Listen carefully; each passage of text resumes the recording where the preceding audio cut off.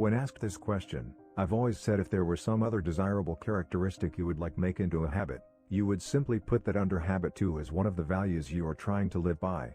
In other words, if punctuality is a desirable trait you want to make a habit, that would be one of the values of habit 2.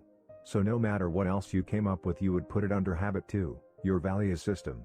Habit 1 is the idea that you can have a value system, that you can choose your own value system. Habit 2 is what those choices or values are and habit 3 is to live by them. So they are very basic, generic, and interconnected. It so happens that at the writing of this afterword for this new edition of the 7 Habits, I have just completed a new book entitled The 8th Habit, From Effectiveness to Greatness. To some, calling it the 8th habit may appear to be a departure from my standard answer. But you see, as I say in the opening chapter of this new book, the world has profoundly changed since the 7 Habits of Highly Effective People was published in 1989. The challenges and complexity we face in our personal lives and relationships, in our families, in our professional lives, and in our organizations are of a different order of magnitude.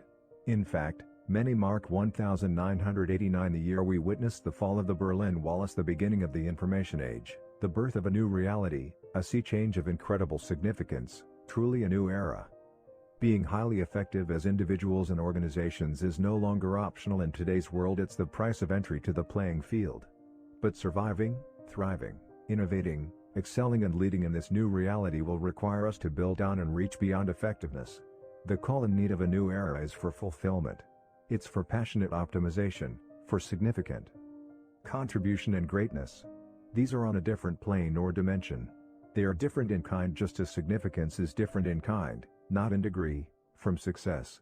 Tapping into the higher reaches of human genius and motivation, what we could call voice, requires a new mindset, a new skill set, a new tool set, a new habit.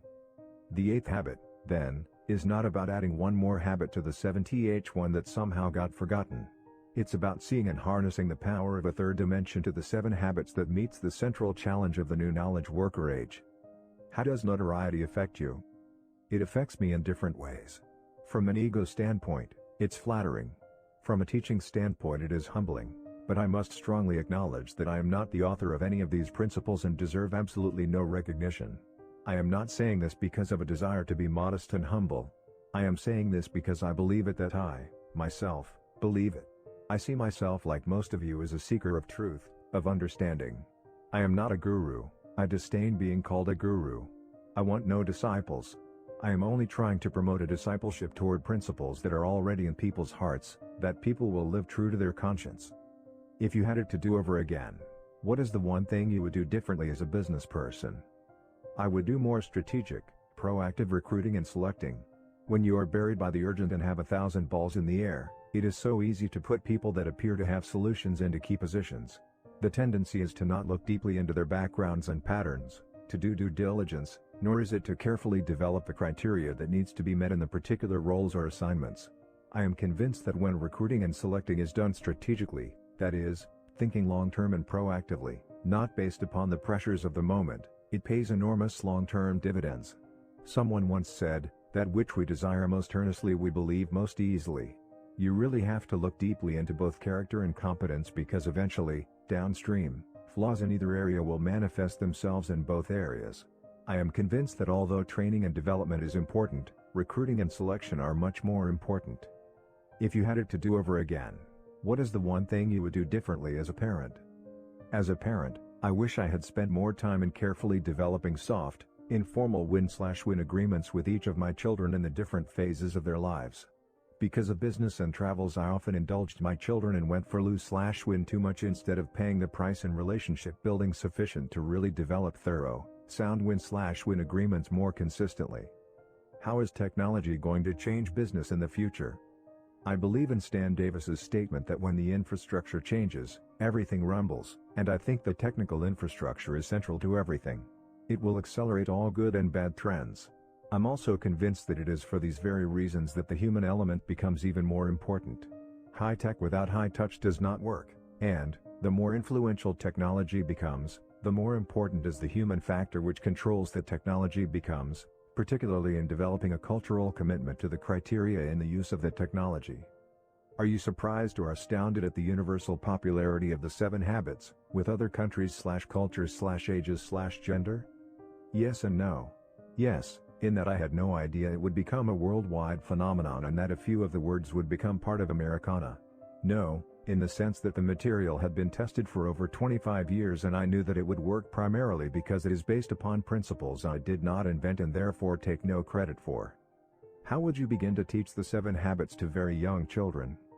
I think I would live by Albert Schweitzer's 3 basic rules for raising children. First, example; second, example; third, example. But I wouldn't go quite that far. I would say, first, example; second, build a caring and affirming relationship; and third, teach some of the simple ideas underlying the habits in the language of children. Help them gain a basic understanding and vocabulary of the 7 habits and show them how to process their own experiences through the principles. Let them identify what particular principles and habits are being illustrated in their lives. My boss, spouse, child, friend, etc., really needs the 7 habits. How would you recommend I get them to read it?